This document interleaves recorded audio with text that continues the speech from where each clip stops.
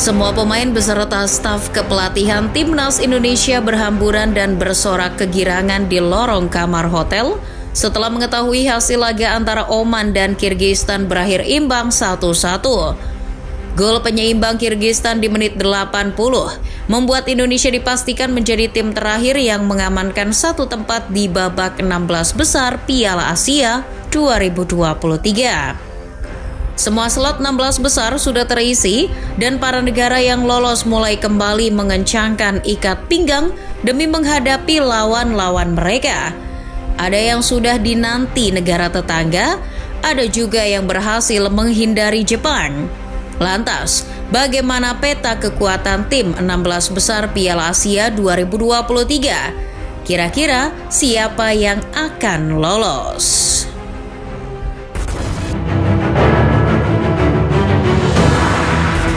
Timnas Qatar berhasil menjaga nama baik di hadapan publik sendiri.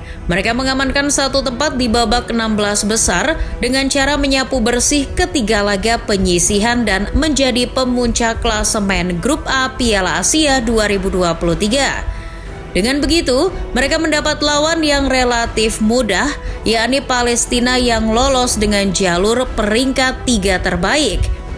Palestina wajib siaga 1 saat menghadapi tim tuan rumah. The Maroon tercatat masih terlalu superior di kompetisi ini.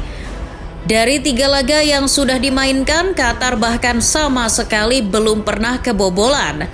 Keperkasaan Qatar di babak penyisihan juga sedikit banyak telah mengubah peta kekuatan kompetisi ini. Oleh karena itu, ketika bertemu dengan Palestina di babak 16 besar, peluang Qatar untuk melaju jauh kian terbuka. Lantas, apa yang harus dilakukan Palestina untuk memberikan perlawanan? Bertahan yang rapi dan batasi pergerakan Akram Afif. Dia adalah pemain paling mobile dan diandalkan oleh Tintin Martinez.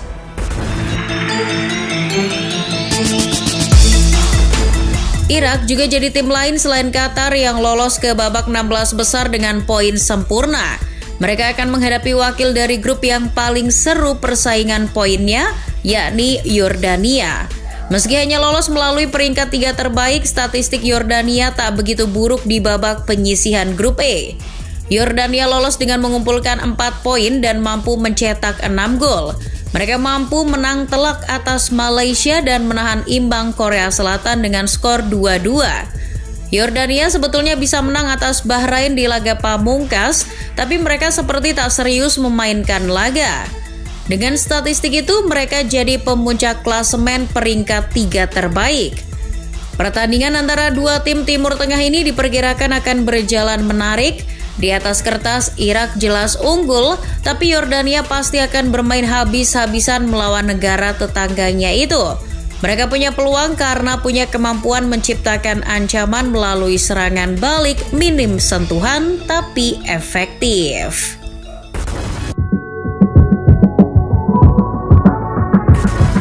Korea Selatan memang berhasil menghindari Jepang dengan lolos sebagai runner-up grup E. Namun mereka tetap bertemu pemuncak klasemen grup F, Arab Saudi. Pertandingan ini akan jadi adu isi kepala antara Roberto Mancini dan Jurgen Klinsmann. Dua pelatih kenyang pengalaman akan saling berhadapan demi satu tempat di babak perempat final. Kedua tim belum merasakan kekalahan. Arab Saudi mengantongi 2 kemenangan dan 1 hasil seri. Korsel mendapat 2 hasil imbang dan 1 kemenangan. Di pertandingan ini, Ksatria Teguk unggul secara materi. Mereka memiliki banyak pemain yang berkarir di Eropa, berbanding terbalik dengan The Green Falcon yang hanya mengandalkan pemain lokal. Meski dilatih oleh pelatih yang pernah menjuarai kompetisi sekelas Euro, permainan Arab Saudi tak begitu spesial. Mereka bahkan gagal menang melawan wakil ASEAN, Thailand. Bisa dipastikan kalau Korea Selatan akan jadi lawan yang berat buat mereka. Skuad asuhan Jurgen Klinsmann akan memanfaatkan keunggulan kualitas individu untuk membombardir Arab Saudi.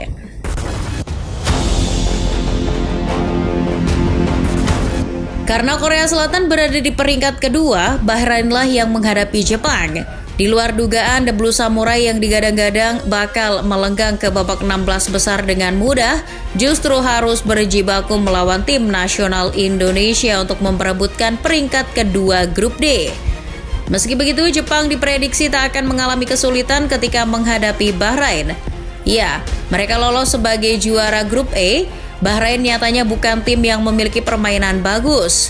Kemenangan yang diperoleh juga hanya tipis-tipis. Beda jauh dengan Jepang yang terlihat lebih terstruktur dan memiliki skema serangan yang bervariasi.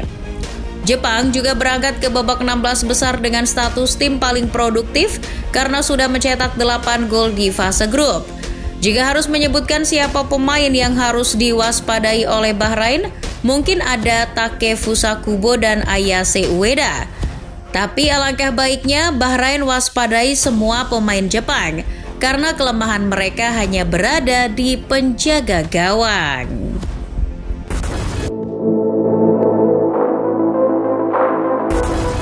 Tak cuma Irak, Indonesia juga akan menghadapi negara tetangga yakni Australia. Lolos sebagai posisi buncit di klasemen peringkat 3 terbaik membuat skuad racikan Sinteyong harus menghadapi salah satu calon juara Piala Asia. Sebagai pemuncak klasemen grup B, The Socceroos belum terkalahkan. Jackson Irvin CS tengah mengincar gelar kedua di ajang Piala Asia kali ini. Namun Indonesia tak akan membiarkan semua itu terjadi begitu saja. Secara teknik dan pengalaman mungkin Indonesia sedikit tertinggal, tapi Dewi Fortuna sedang berpihak pada skuad Garuda. Apapun bisa terjadi di Jasim bin Hamad Stadium nanti. Indonesia dan Australia punya kelemahan yang sama. Tanpa merendahkan Dendi Sulistiawan, kedua tim memang tidak memiliki striker tajam di kompetisi ini. Semua gol Indonesia diciptakan oleh gelandang dan bek, begitupun Australia yang cukup bergantung pada sang kapten yang berposisi sebagai gelandang. Jadi pandai-pandai mengatur siasat saja.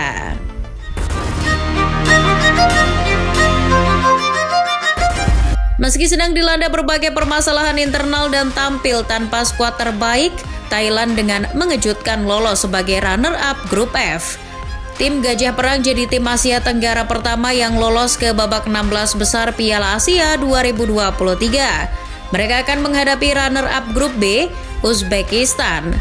Skuad asuhan Sreko Kalenik cukup diperhitungkan di kompetisi 4 tahunan ini.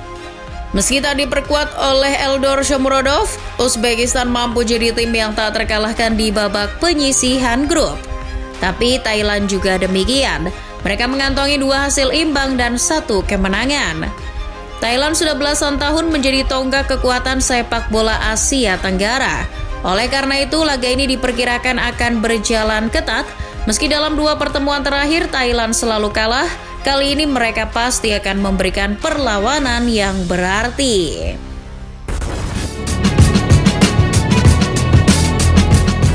Pertandingan selanjutnya antara Iran dan Suriah. Secara materi pemain dan kualitas permainan, Suriah jauh di bawah Iran. Skuad asuhan Amir Galenoi datang sebagai kandidat kuat peraih trofi Piala Asia 2023, berbanding terbalik dengan Suriah yang baru sekali merasakan atmosfer 16 besar. Iran yang sudah kenyang pengalaman di fase gugur Piala Asia tak akan menemui kendala saat menghadapi tim sekelas Suriah. Dalam 10 pertemuan terakhir, Sardar Azmoun CS belum pernah kalah dari Suriah. Namun Iran tak boleh lengah. Suriah kali ini dipimpin oleh pelatih kawakan Hector Cooper.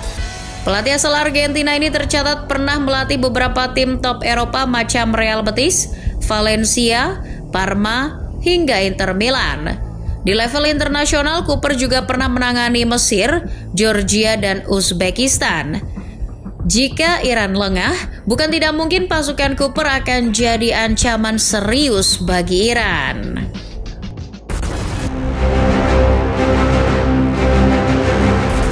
Selain Suriah dan Indonesia, ada Tajikistan yang juga mencetak sejarah untuk pertama kali lolos ke babak 16 besar Piala Asia. Menariknya, Tajikistan bukan lolos melalui peringkat 3 terbaik, melainkan sebagai runner-up grup A menemani Qatar. Setelah itu, tim yang dilatih oleh mantan pelatih PSM Makassar yakni Peter Segert langsung jadi sorotan. Menang atas Lebanon dan menahan imbang Cina jadi suatu prestasi yang luar biasa bagi Tajikistan. Sialnya, mereka sudah dinanti oleh Uni Emirat Arab di babak 16 besar. Di edisi kali ini, UAE tak begitu diperhitungkan, namun secara permainan mereka cukup enak untuk ditonton. UAE berani untuk bermain terbuka. Skema tersebut memang membuat UAE jadi tim bermental menyerang, tapi jadi sering kebobolan.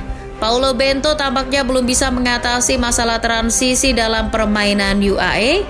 Itu bisa dimanfaatkan oleh Tajikistan untuk memberikan shock terapi melalui serangan balik kilat.